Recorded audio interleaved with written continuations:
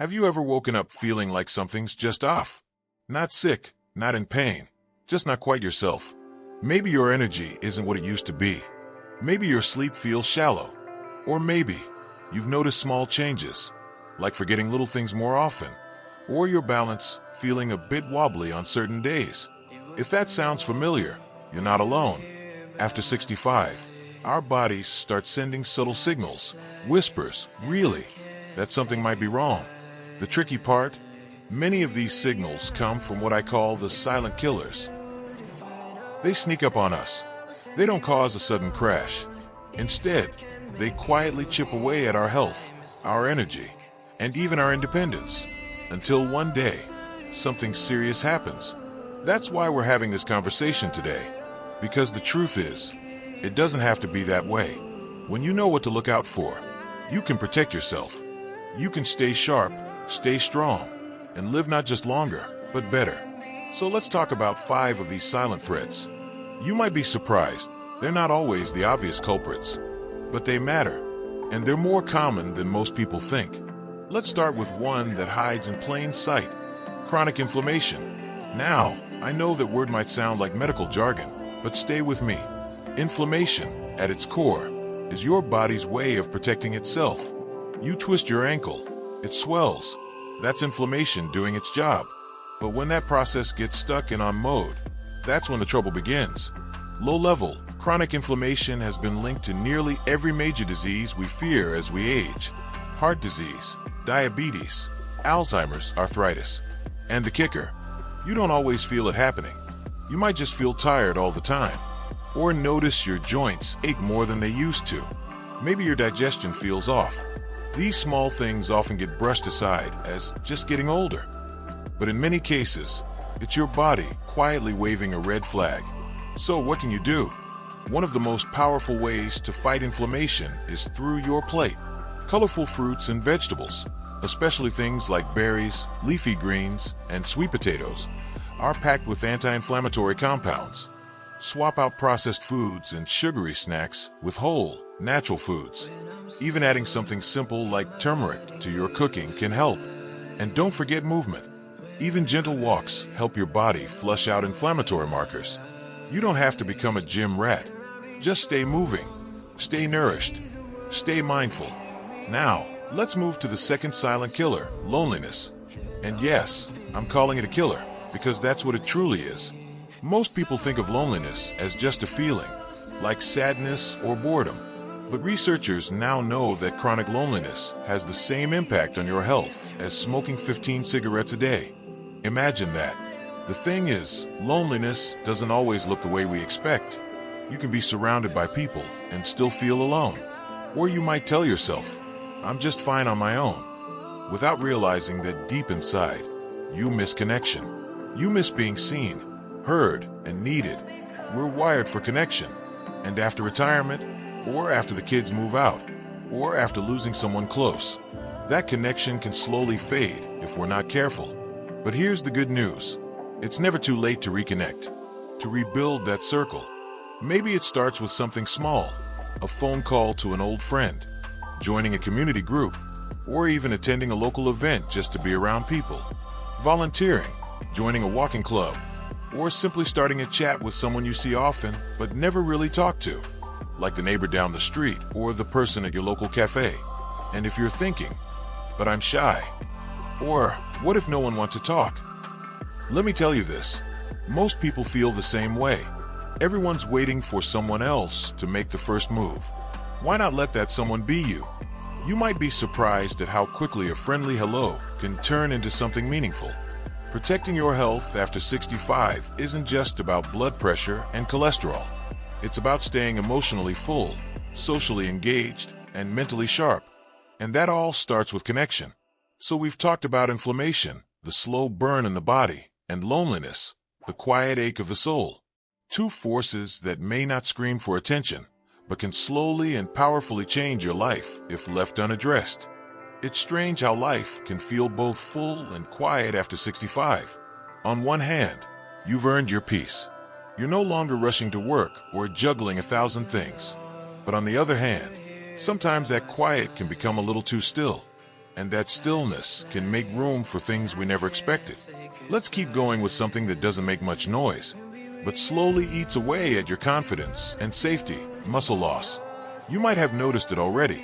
Climbing stairs feels harder. Getting out of a chair takes more effort. You feel a bit less steady on your feet. That's not just age. That's muscle disappearing over time. After 50, we can lose up to 1 to 2% of muscle every year if we don't actively do something about it. And by the time we're in our late 60s or 70s, that really adds up. Here's why that matters. Less muscle doesn't just mean less strength. It affects your balance, your metabolism, your ability to react quickly and prevent a fall. In fact, falls are one of the leading causes of injury and death in older adults. And many of those falls happen because the body simply isn't strong enough to recover its balance. But here's the good news. You don't need a gym membership. You don't need to lift heavy weights or do anything fancy. Just a few simple strength exercises, done regularly, can make a world of difference. Think about using resistance bands or even just your own body weight. Squats by the kitchen counter, rising up on your toes while brushing your teeth, gentle push-ups against the wall. It's not about looking like an athlete. It's about keeping your independence, being able to carry groceries, to get out of a car with ease, to play on the floor with your grandkids and get back up without struggling. Every little bit helps. The goal isn't perfection. It's progress, slow, steady, powerful progress that protects your body from the inside out. Now, let's talk about one that many people avoid because it feels too emotional: chronic stress. You may think, I'm retired, my kids are grown. What do I have to be stressed about? But stress in later life can look different. It's not the hustle and bustle kind. It's quieter and more dangerous because of that. Worrying about health, about money, about losing independence, about being a burden. These thoughts, if left unchecked, become constant background noise, and they trigger a hormonal response in the body, mainly cortisol, that keeps your system in a state of alert. That state wears you down. It affects your sleep, your memory, your immune system. It raises your blood pressure, your blood sugar, and your risk of heart disease. And here's what's truly tough. Many people have lived with stress for so long, they don't even notice it anymore. It becomes normal. But just because something is common doesn't mean it's harmless. So what do you do about it? You don't have to eliminate stress completely. That's not realistic, but you can learn to manage it better. Start with your breath. Something as simple as deep breathing. In through your nose for 4 seconds. Hold for 4. Out through your mouth for 4. Can calm your nervous system in just a few minutes. Try doing that once or twice a day, especially during quiet moments when your mind starts to wander into worry. Another powerful stress reliever? Gratitude.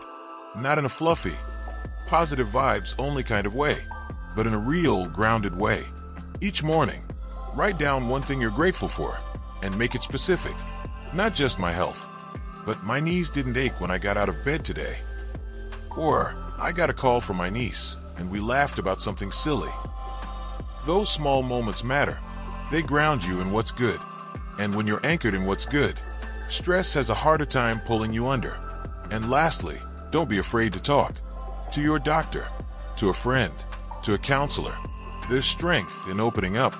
No one gets through life without some weight on their shoulders. But you don't have to carry it alone. So, we've now uncovered a few powerful forces that quietly threaten well-being after 65. Inflammation, loneliness, muscle loss, and stress. And while none of them may shout for attention, all of them shape the way we feel, move, and live each day. There's one more silent threat I want to talk about today, and it might be the most overlooked of them all. Not because it's rare, in fact, it's incredibly common, but because it hides behind a mask we often dismiss. It's poor sleep. You might be thinking, well, of course, I don't sleep like I used to. I'm older now. That's just part of aging, right? But here's the truth. It's not just about needing less sleep. It's about the quality of sleep and how much your body and brain depend on it, especially now. Sleep isn't just rest. It's your body's repair time. It's when your brain processes memories, when your immune system resets, when your cells regenerate. Without enough deep, uninterrupted sleep, everything else begins to unravel. Your mood, your energy, your memory, even your blood sugar and heart health. And yet, many people over 65 struggle with it. Maybe you fall asleep fine, but wake up too early. Or you toss and turn. Or your mind races the moment your head hits the pillow. All of that chips away at your body's ability to truly recover. So what can you do to change that? First, set a routine and protect it. Go to bed and wake up at the same time each day, even on weekends. Your body loves rhythm. Next, pay attention to light. Get sunlight during the morning or early afternoon if you can. It helps reset your body clock. And in the evening, keep the lights low. Avoid bright screens an hour before bed. Let your body know it's time to wind down. Also, be mindful of what you consume. Caffeine, alcohol, even large meals late at night can all interfere with sleep more than we realize.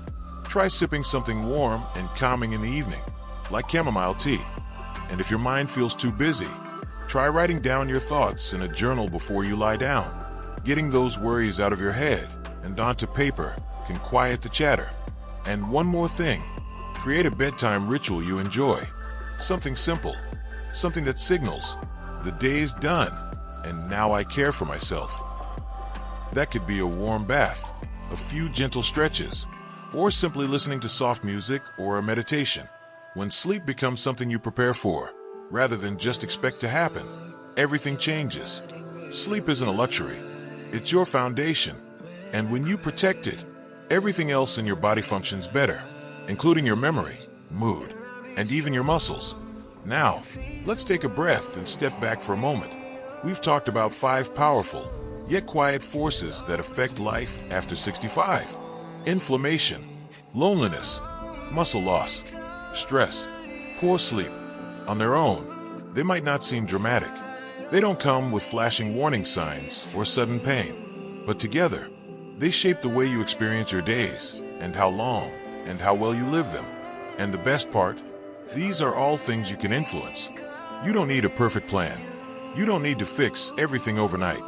But what you do need is to start with one step, one choice, one habit.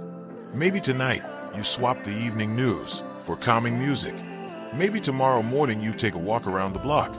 Maybe you call someone you've been meaning to reconnect with. These small moments, they matter more than you know. You're not powerless. In fact, you have more power now than ever. The power of experience, of wisdom, of knowing what truly matters. Your health isn't just about doctors and medications. It's about the little decisions you make each day to honor your body and your spirit. So take care of yourself, not because you're afraid, but because you deserve to feel strong, clear, and full of life. If any part of this video spoke to you, I'd love to hear about it in the comments. What's one habit you're working on right now? Or one change you want to make? If you found this helpful, go ahead and like the video and subscribe for more honest, practical tips on living well after 60. Because aging isn't the end of vitality. It's the beginning of a new kind of strength. Here's to you, to better days, stronger mornings, deeper rest, and a life that keeps surprising you no matter your age. You're still growing, still living, still powerful. And your story? It's far from over.